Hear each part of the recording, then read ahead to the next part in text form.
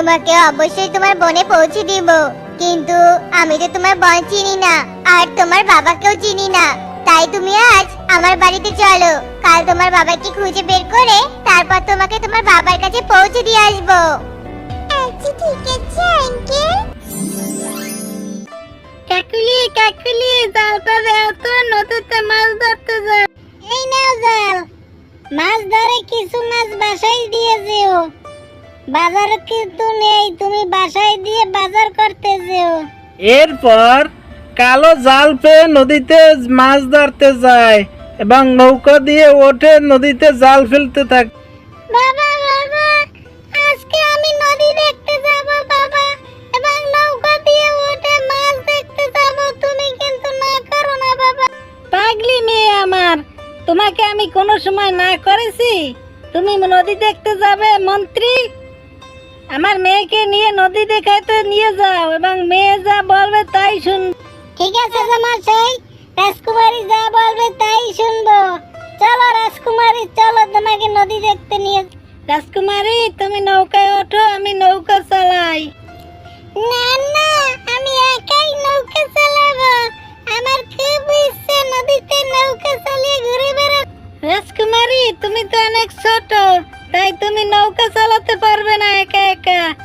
না না মন্ত্রী, আমি একাই নৌকা চালাতে পারবো।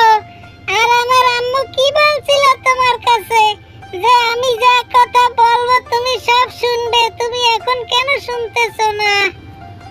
না টুনি, তুমি একথা তোমার রাজামশাইকে বলে না।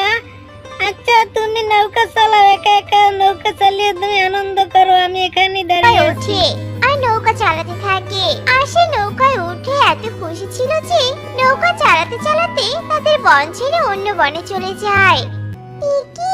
আমি কোথায় এসেছি? এখানে তো কিছুই চিনতে পারছি না। আর আমাদের বনের রাস্তাটা হারিয়ে ফেলেছি। এখন আমি রাস্তার পরে কিভাবে ফিরে যাব? ওই তো একটা জেলে দেখতে পাচ্ছি।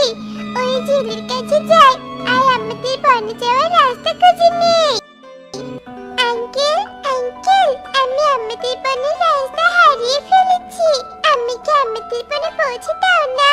আমার যে এখানে খুব ভয় করছে আঙ্কেল। কিন্তু তোমার বোনের নাম কি আর তোমার বাবার নাম কি? আমার বোনের নাম আমি জানি না, কিন্তু আমার মায়ের নাম হচ্ছে টুনি। সে হচ্ছে পাশের জঙ্গলের রাজা। টুনির মেয়ের কথা শুনে কালোর মনে লোভ জন্মায় এবং সে বলতে থাকে, এ মেয়েটা তো পাশের জঙ্গলের, এখনই সুযোগ পাশের জঙ্গলের রাজার কাছ থেকে কিছু ধন সম্পদ উশাল করার। কি হলো? তুমি কি ভাবছো মনে মনে? তাড়াতাড়ি আমাকে আমার বনে পৌঁছে দাও না। নদীর তীরে যে মন্ত্রী আমার জন্য অপেক্ষা করছে। হ্যাঁ হ্যাঁ, তোমাকে অবশ্যই তোমার বনে পৌঁছে দিব, কিন্তু আমি তো তোমার বোন চিনি না আর তোমার বাবাকেও চিনি না। তাই তুমি আজ আমার বাড়িতে চলো, কাল তোমার বাবাকে খুঁজে বের করে তারপর তোমাকে তোমার বাবার কাছে পৌঁছে দিয়ে আসবো। আচ্ছা ঠিক আছে আঙ্কেল। এরপর কালো টুনির বাচ্চাকে নিয়ে বাড়ি চলে যায়।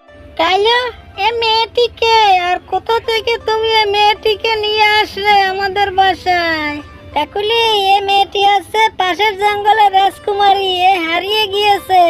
ওকে এখন বিশ্রাম করতে দাও, তোমাকে পরে বলছি। এ কি, রাজকুমারী কোথায় গেল? এখনো তো আসছে না। অপেক্ষা করতে করতে সন্ধ্যা হয়ে গেল, তবুও রাজকুমারী ফিরছে না। এখন আমি রাজাকে গিয়ে কি জবাব দিব? রাজকুমারীকে না নিয়ে গেলে তো আমাকে রাজামশাই রাজদরবার থেকে বের করে দিবে। কি যে করি কিছুই বুঝতে পারছি না। আর কিছুক্ষণ অপেক্ষা করি, যদি না আসে তবে চলে যাব। ভাগ্যে যা আছে তাই হবে। কাকুলি, ওই মেয়েটিকে তুমি দেখে রাখো। আমি ওই রাজার দরবারে যে ওই মেয়েটির জন্য আমি কিছু ধন সম্পদ আদায় করার চেষ্টা করি এবং আমরা কোটিপতি হয়ে যাব। ভাগ্যের চাকা খুলে গেছে কাকুলি। মহারাজ মহারাজ, আপনার মেয়ে নাকি হারিয়ে গিয়েছে। আমাকে এক গণক সাহেব, দরবেশ সাহেব বলেছে আপনার সাথে কথা বলতে, এবং সে বলেছে 2 কলসি স্বর্ণ মুদ্রা লাগবে। আচ্ছা কালো, এই সংবাদ উজির সাহেব কালোকে 2 কলসি স্বর্ণ মুদ্রা দিয়ে দাও। কাকুলি, আজকে রাজা সাহেবকে বোকা বানিয়ে আমি 2 কলসি স্বর্ণ মুদ্রা আদায় করেছি। আমরা এখন কোটিপতি। একথা যখন কাকুলি বলতেছিল তখনই বানর সাহেব পাশে দিয়ে যাচ্ছিল এবং সব কথা শুনলো এবং সে রাজা মশাইকে যে বলতে রাজা লাগলো, মশাই, ওই কাল্লো আপনাদের বোকা বানিয়ে 2 কলসি স্বর্ণ মুদ্রা নিয়েছে। ওই কাল্লোই আপনার মেয়েকে বন্দি করে রেখেছে।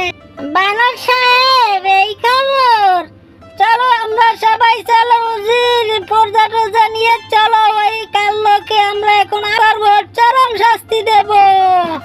কাল্লো, তুই আমার মেয়েকে বন্দি করে তুই আমার সাথে প্রতারণা করে আমার কাছ থেকে 2 কলসি স্বর্ণ নিচ্ছ। রাজা মশাই, আমি ভুল করেছি, আমাকে মাফ করে দেন, আমাকে শাস্তি দিয়েন না।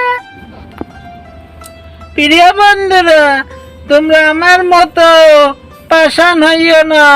আমি যে ভুল করেছি তোমরা আমাকে ক্ষমা করে দিও এবং ভিডিওটি ভালো লাগলে লাইক কমেন্ট শেয়ার করো এবং চ্যানেলটিকে সাবস্ক্রাইব